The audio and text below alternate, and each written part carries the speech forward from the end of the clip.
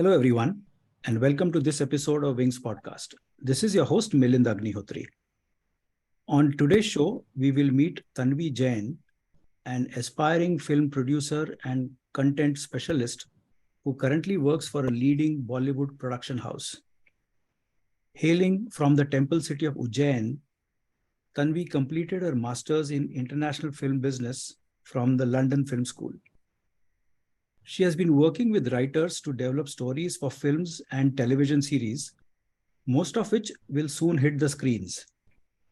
She has previously produced, written, and edited several short films and digital videos and aspires to foray into screenwriting. Films, K-dramas, and sitcoms surround Tanvi's world, which is what she consumes the most during her free time. Welcome, Tanvi, to this episode of Wings Podcast. Thank you. Thank you so much. Tanvi, over the last 2 days, Asha and I binge watched The Romantics on Netflix, which you would have probably also seen, I guess. Definitely. I have binge watched it myself.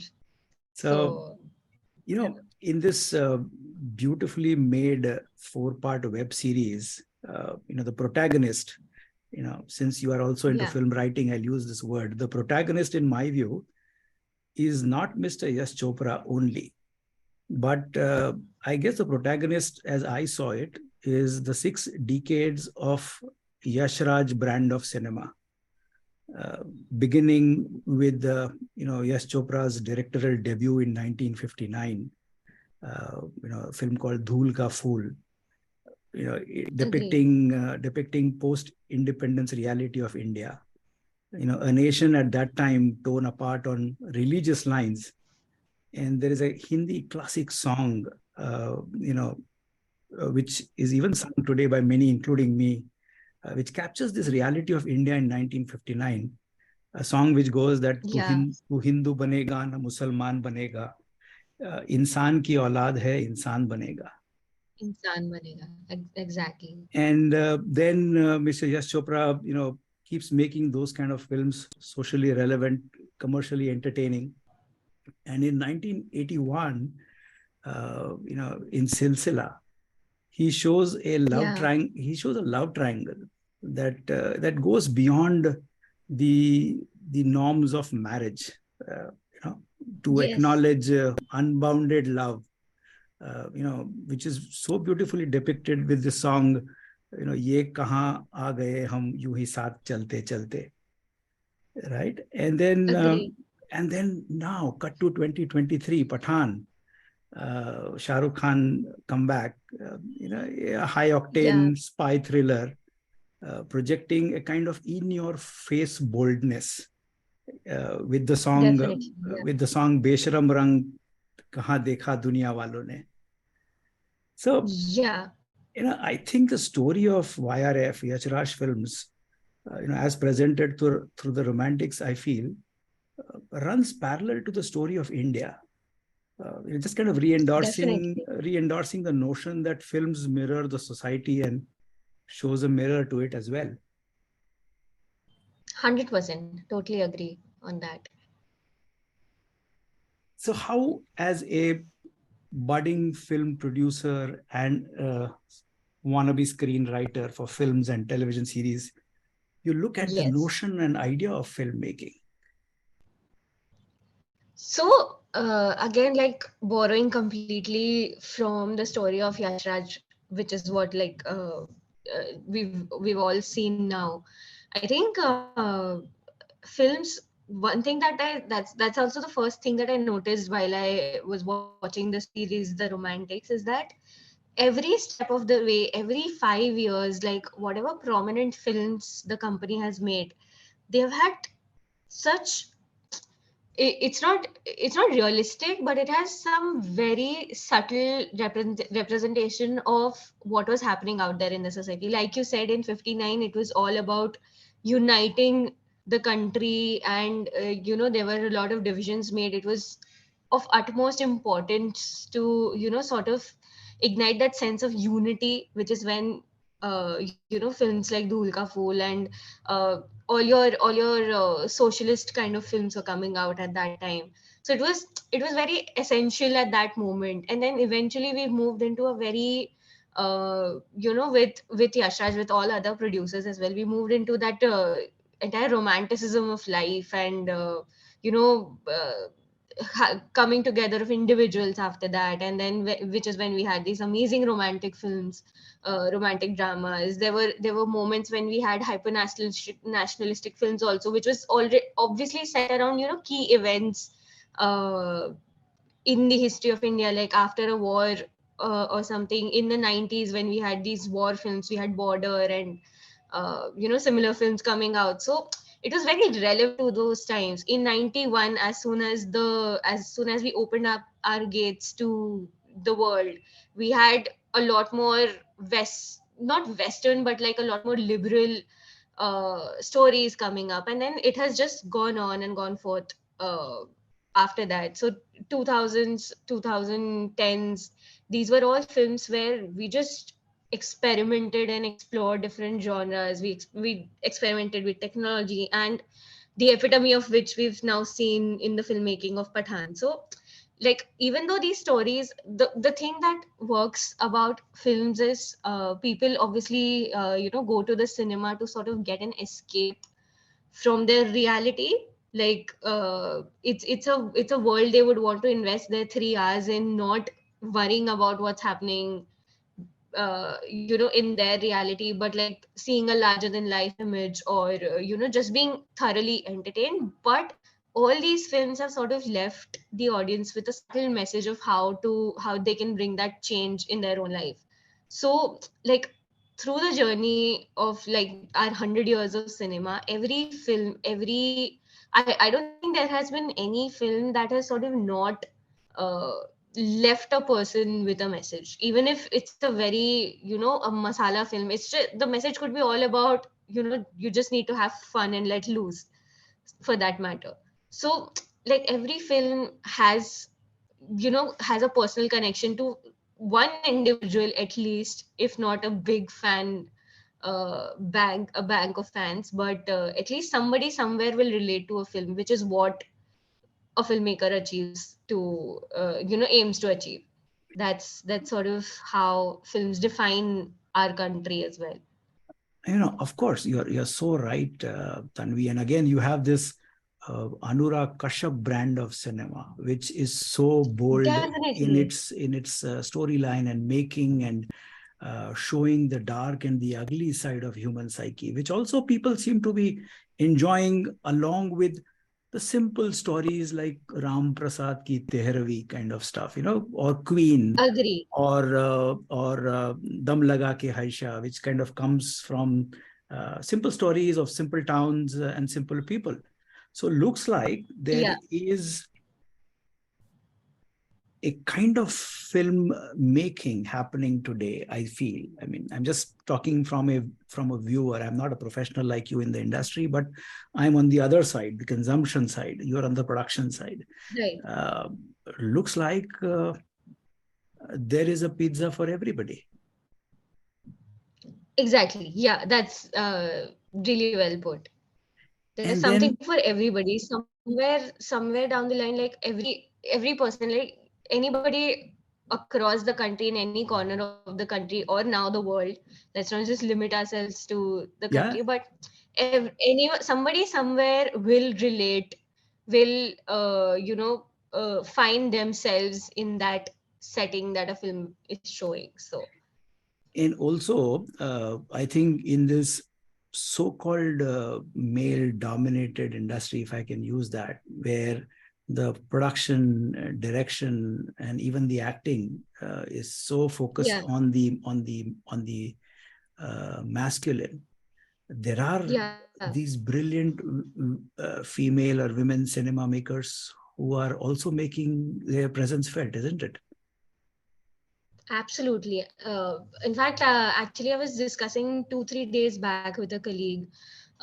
You know how all these male stars, like, when the star culture actually started, like right from Raj Kapoor and all of that, it was still a wave of cinema that people were still exploring. It was sort of limited to urban circles, and then it started spreading inside the country, but it was very still limited. The marketing, as we call it now, was not that large scale. People just discovered films on their own at that time. But the star culture, when it started with magazines, with interviews, with all these different platforms that came up, I think the first focus was still at that time on your male stars, your Dharmendra, your Amitabh Bachchan, Shatrughan Sinha, and all of them. So they were still in the limelight. We were actually finding some magazine article on one of the leading ladies, and we couldn't find it until they had reached their stardom. So like they were interviewed, or they were they came onto the cover either for the glamorous reasons, or once they have achieved that epitome of stardom, that's when people would want to go and interview them. Whereas a young budding star, somebody who's not even debuted at that time, would find his way, a male star who would find his way into the magazines in some interview or some feature, or at least like a small gossip column or something like that. But like, to for women to find that platform, it took a lot of hard work. And for that matter, like, even filmmakers, women filmmakers are still very few, but they've done exemplary work that people would that has stayed with people and people would talk about. So right from your Nandita Das, or Zoya Akhtar, or Gauri Shinde, you have these amazing women filmmakers who've not done just as many movies yet. Zoya Akhtar, of course, is now fully into the commercial aspects, but all your other women filmmakers are still sort of in the indie space. Your studios will, again, like for a big film, there's still some kind of a reservation to have a female director or female crew handling this thing, but it's obviously like a work in progress kind of a space. So for women, there's just amazing opportunity, I think, going forward. But there are these brilliant film writers, female film writers who are doing some amazing Yeah. work, isn't it? Alankrita Srivastav, I think, is Alankrita one. Srivastav, yeah. Brilliant, brilliant. So for a girl like you, Ankita from Juhi Chaturvedi as Juhi well. Chaturvedi, So absolutely. So he's done amazing stories. undoubtedly, and so for a girl like you who comes, as I read in your intro, from Ujjain, Yeah, a yeah, temple town, a prominent temple town in central India, how did you get right. attracted to this world, and how has this? I will not use the word journey. I will use the word discovery here. How have you Right, discovered and navigated your way into this world? right. So I basically, when I was in high school itself, when we had to make that choice of what subject to take, I think at that time only I knew that I want to do something different. Like, I want to be in the creative field. And being in Ujjain, arts, like even opting for arts for the 11th and 12th was not an option, because there were no schools with arts or humanities as a stream. We just had science or commerce. So at that time I stuck to like commerce, but I knew that I'm not going to be pursuing any, like, my career in those in that stream anyway. And I knew that I want to do something different, something creative. I first started out with the aspiration of becoming a journalist. So I joined this institute in Pune, Symbiosis Symbiosis Institute of Media and Communication, the undergraduate college. So there we had the option of study. It was a media studies course essentially. It was not only a journalism focused course. So that's where I discovered the world of filmmaking. Technically, I've always been a Bollywood fan, not just Bollywood, Hollywood. I've been an avid watcher of movies since, like, I can remember. So once I started learning about how films are made, like the technicalities, how a camera is operated, how we record sound, how we process the entire thing, what is editing. I think the biggest fancy I took to was editing at that time. And when it came, like during my third year, when it came to choosing the stream between journalism and films, I like could close my eyes and say that, you know what, I want to go into films. And that's what I did. I had to obviously fight a lot to back home to convince them that this is the right stream for me and this is where I want to go and there is a future in this industry. And I had to do all that research of potential jobs and what's my career going to look like and everything, and then sort of like give a presentation to my parents to convince them and all of that. So I did that, and I selected that stream, and I did really well. I can say that I did well in college as well. And immediately after graduation, the first job that I landed was for a TV production company. They were making TV serials. And how I got that job was, I you know placements in the industry is not really a thing. Like, you have to find your own way. I had done a bunch of internships here and there, but obviously internships don't necessarily translate into jobs, and there's never a guarantee that you'll get a job. So the first job that I got, I just found the producer's profile on Facebook and I messaged him, and he got back to me. Like, his assistant called me some 3 weeks later. I didn't even remember that I messaged him. 3 weeks later, I get this call that you'd like to come down for an interview in Mumbai or something. And I went. I was like, okay, like my mom came with me, and I went there, and I interviewed, and I got the job. It was a very since it was an entry level thing, I was also just discovering and learning at the jobs. The pay was not that great and all of that, and I was living in a very small house in Malad with like a bunch of my friends. But the work that I did there, I sort of got the chance to do everything there. I learned about writing. They were to set up their own their presence on YouTube. So I learned how to the difference between writing for TV versus writing for YouTube. I learned I was writing some 12-15 concepts for their YouTube channels. I was producing them. I was arranging, producing them, as in like I was getting hold of all the technicians. I was setting up teams. I was at some point of time, I was even hiring people for my team. So I got to learn a lot over there. Obviously, like, it became really hectic, and I was just like, it sort of became all consuming, but the amount of learning I got from there was something that really solidified my foundation into the industry. And then while working there, I was also doing some a bit of marketing, getting brands on board for the YouTube shows. And I was doing other stuff, like how producers meet, co-production deals, and all of that. That's when I realized that I'm really interested in the business aspect of it. And I decided to learn more about the business, how it's set up, how does one become a producer, is what the question I had in my mind. And I did this course then from London Film School, which was international film business, masters in international film business. And there I learned everything, like from financing, from like ideation, how to finance an idea, to actually getting it written, to getting it produced, to getting it edited and everything, and then sending it to festivals, to distributors, and finally seeing it on the big screen. So that entire process was so wide and so diverse. I was like, this is really amazing. There are multitudes of opportunities in the industry that people don't really even know about unless they go out and learn and explore them. And I'm really glad that I did that. Any specific standout memories from that 2 years of masters that you did in the film So business?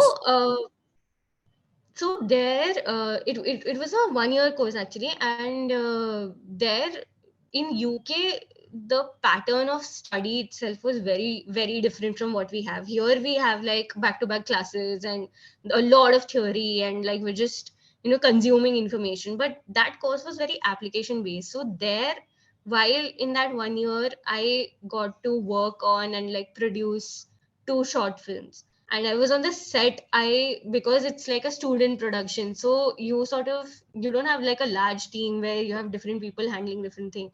So while I was like walking for a mile to get food for the entire crew. I was handling like these large cartons of full of food that we had to give to to the production crew there. I was painting the sets at the same, like, I would bring the food, I would go back to the set. I was painting the sets because we had to create like an office setup for a set, and we didn't have enough people. So I was painting the sets at that time.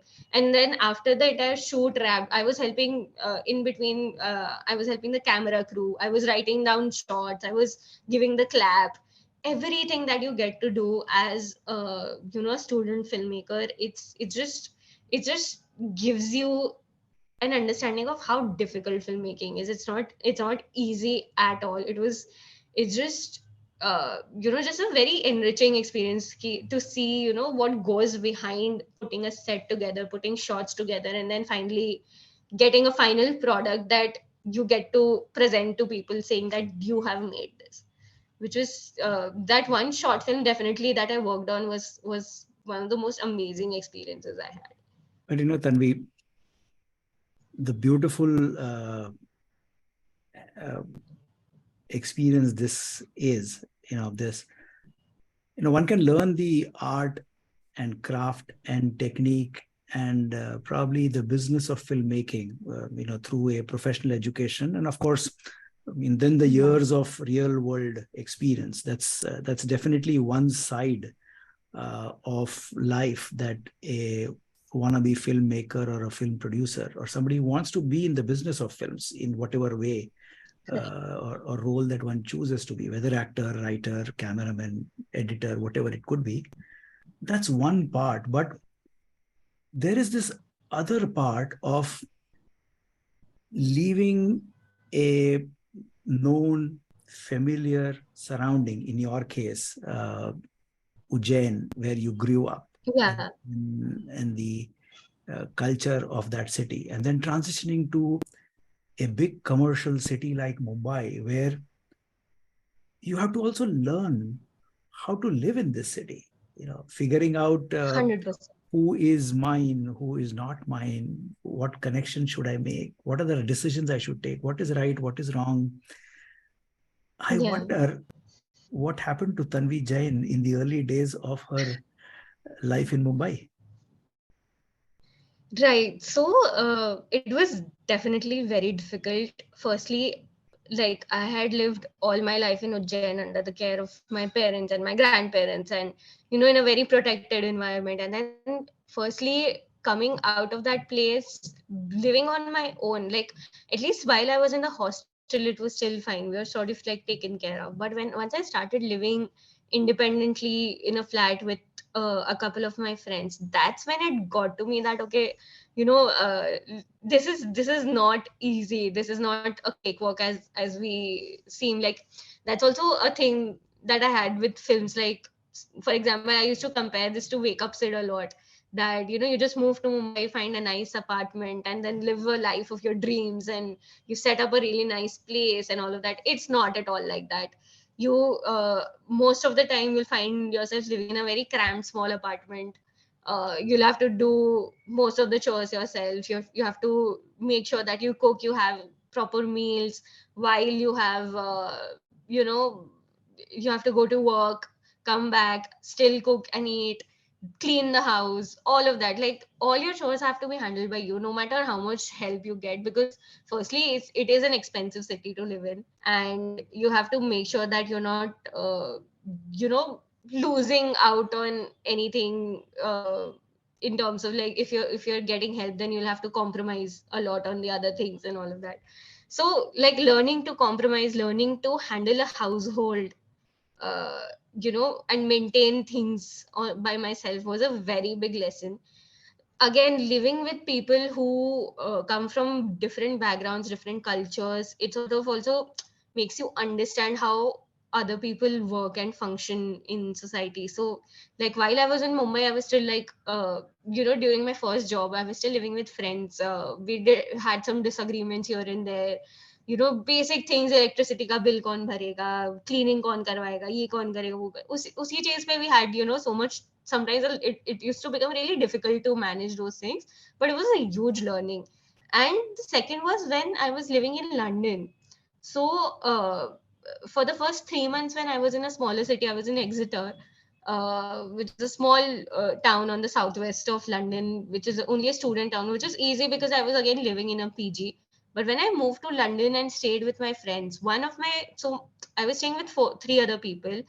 There was another girl who was 35 or 36 years old, and she's from Mexico. There was another guy who was from Hungary, who was kind of like my age, a little older than me, and another guy from Germany. And that was just another experience. Like, I was living with people from three different nationalities. Nobody had a common language. We all used to since my education primarily has been in English, I was sort of okay. But all the other three, they had their own communication problems and all of that, and we lived together so well. It was like a well oiled machine. By that time, we would regularly, we would cook for each other, we would try each other's cuisines. I made them addicted to pulao for some Wow. reason, and they Wow. still like message me and tell me that can you send us dehydrated vacuum sealed packs of pulao, or teach us how to make. We try each other's recipes and all of that.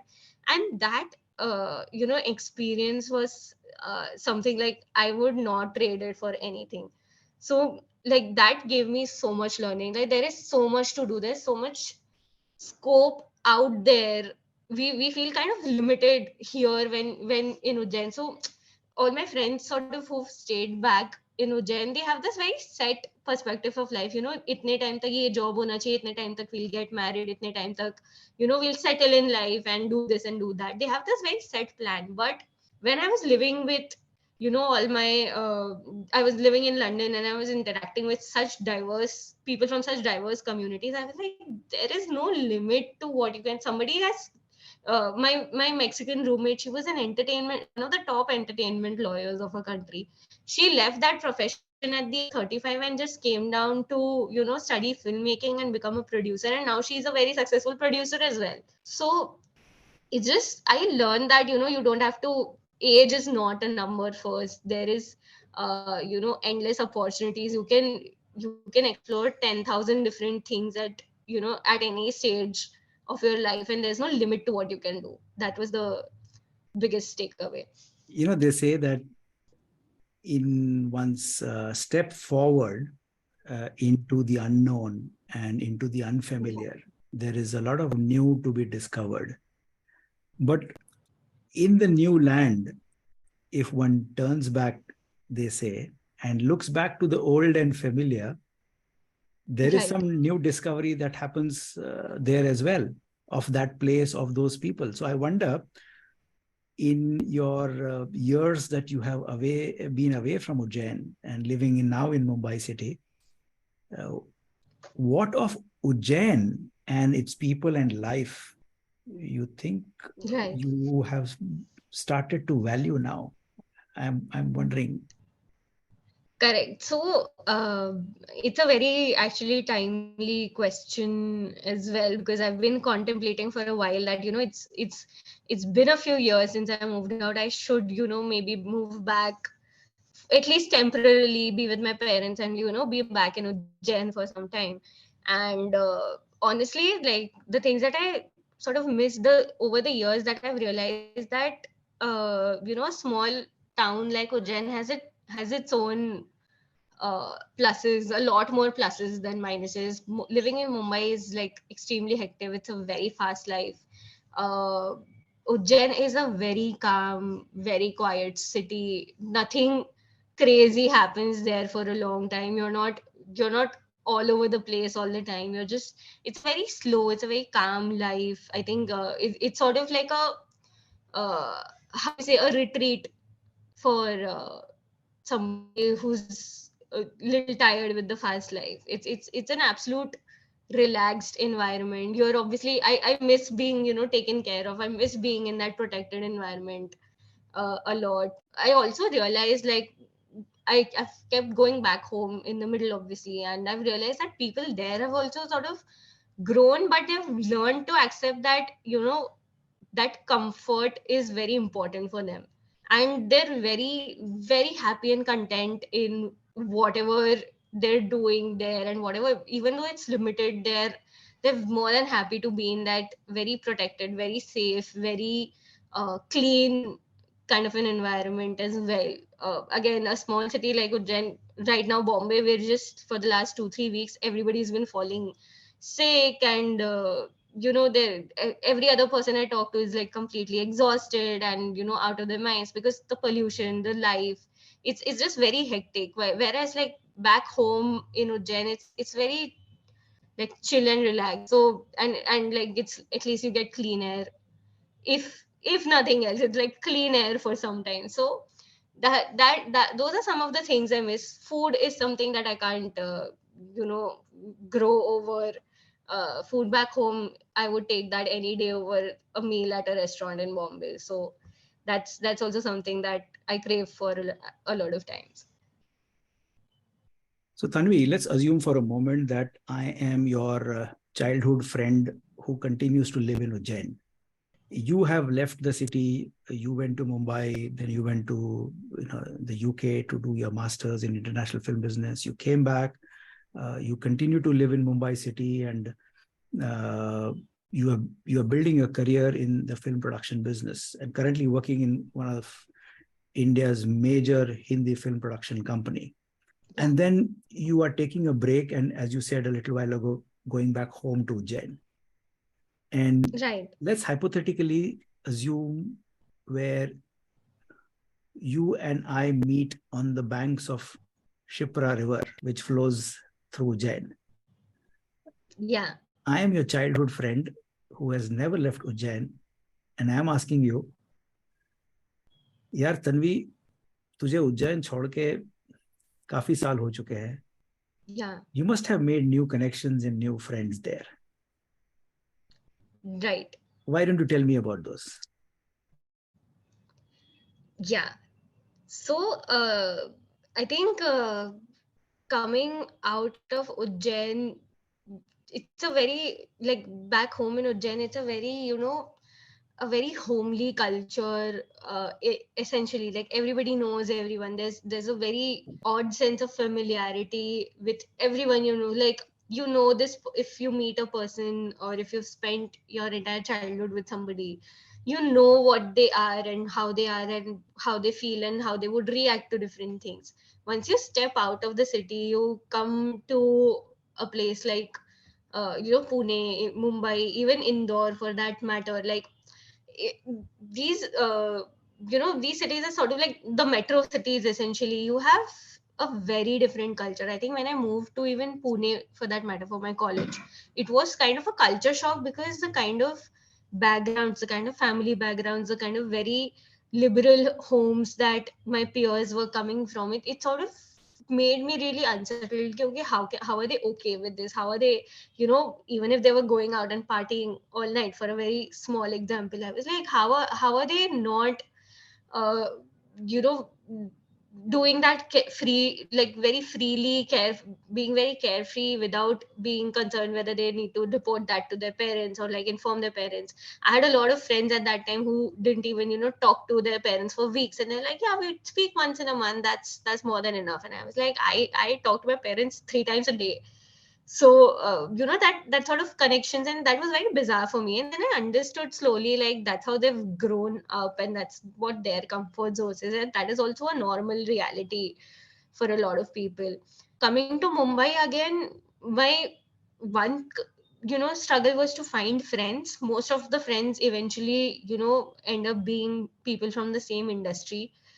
Somebody you can relate to, somebody you can talk to about your work concerns and everything. And the other part of my finding connections was people, not just friends, but finding people to work with.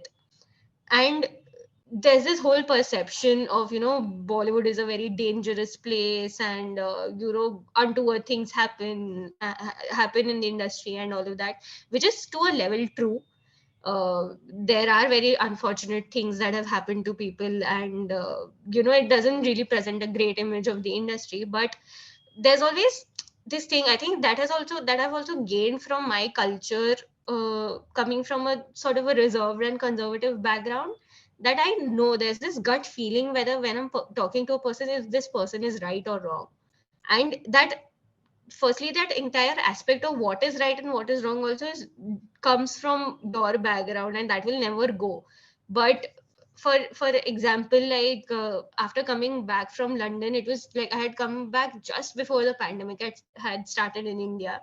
uh, in London it had already started, and then I had to come back, and we didn't know what was happening in India, whether it's going to get very serious or not, and all of that. So like in Feb 2020 or something, I started I obviously can't say names, but I started working for this individual, and I was at that time I was very keen to just get a job going. Like I should have some occupation, but eventually I went back home, and in a few months we found out that this individual was involved in making adult films and all of that.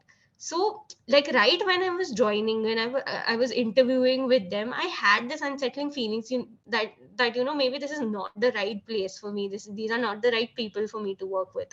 But at that time I was just keen on getting some work going, so I joined them, and thankfully like it became remote. The work conditions soon sort of revealed themselves to me. It was not a very great environment to work with. The people were very essentially, I could say, like it was sort of a toxic environment, and it became overbearing, and I could see that the work was not going anywhere, and I quit that job right in time before the entire truth unraveled in front of the public and all of that. And which is when that right in the beginning you need to trust your gut. If you're talking to a person, if in in just the way they're talking to you, in just the way they're looking at you, the way they address other people, it really shows what kind of a person they are. And that's what very important to find, essential, especially if you're trying to work with them, and which will sort of give you a very long term interaction and collaboration with them. It's very important to trust your gut at that moment. I've been lucky after that I've found really amazing people to work with. I you know it's also said that in the industry you need like a lot of connections to get into the industry. I did not have any of those connections, but I made those. I was lucky to meet people who could take me to all these bigger producers and bigger companies where I could interview and all of that. When it comes to friends, of course it's always a gamble, but luckily I have made friends through my network, and they've really lasted, and these are people that I can trust with my like eyes closed. You know, So but it all comes down to that gut feeling, that the first interaction with a person, if it's not right, don't go ahead with it. That's my only take away from my entire this thing. There are people that have friends also that have had to drop because I don't feel right interacting with them. trust is not an easy thing, I think, to work with. It doesn't. There's never a time, I think, where you figured out how do you play this process of trust. For Correct. me, the little guideline that I kind of have tried to follow. Not that I have always succeeded. I have failed. I have made mistakes. I have paid a price. But I guess what has worked for me is this notion of trust but verify. Tanvi, this conversation can go on as much as we want, but I think in the interest of time, we'll have to bring this conversation to an end. Agree. Right. Love to ask you at this stage is, if there are three things that you would want to pat yourself for, what would they Right. be? What would they be? And if there are three messages you would want to give Tanvi today, what would they be? So three things that I really pat myself for, that I've sort of done well, is one, maybe while the firstly taking that decision to step out of my comfort zone and learning and absorbing so much that's out there, and gaining a very wide perspective of the world, not just films, but with my experiences living abroad and all of that. The kind of perspectives that I've gained are parallel to none, and I would not trade that for anything. Because, and has really, I think, made me a much more evolved person that I could have been if I had like stayed back, Jen or something like that. So for that, and that has taken a lot of guts. Obviously, I couldn't have done that without the support of my family, but to do that and to do that on my own, essentially was also was a very big step. Uh, the second thing, I don't know. I can't say. I think I have learned to sort of make my own life well. I'm not sort of very dependent on people that way. I think that is also something that I would uh, appreciate myself for. That I know that I'll be okay wherever I go. I don't need to depend on somebody. That is something that I've really gained through these years. So that's also something I'll appreciate myself for.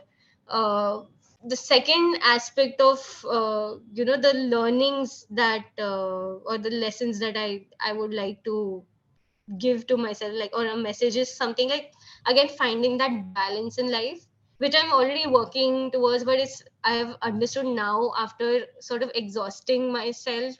I should have maybe learned this before, like finding that balance in life. Your work can't be your life is a very important lesson that I have given to myself.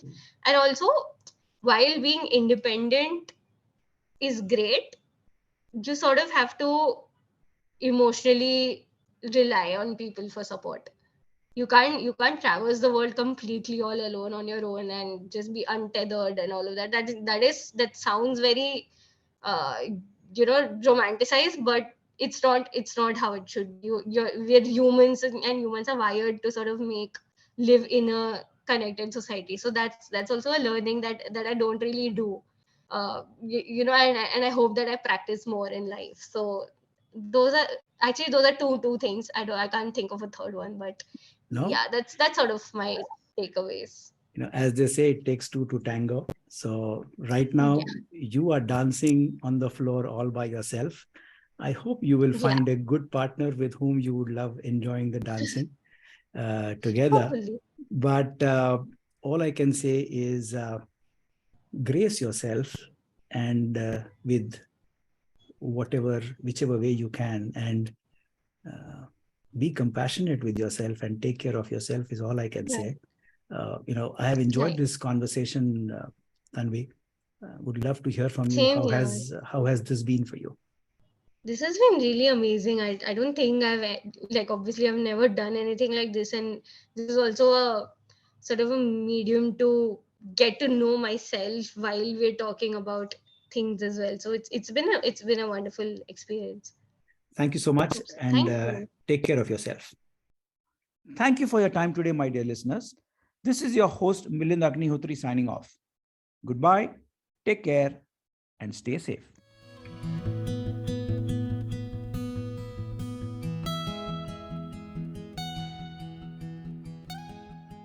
This podcast is for general information purposes only and should not be considered as a piece of any professional advice.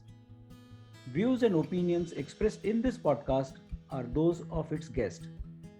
Creators of this podcast expressly disclaim any and all liability or responsibility for any direct or indirect, consequential, or other damages arising out of any individual's use of this podcast.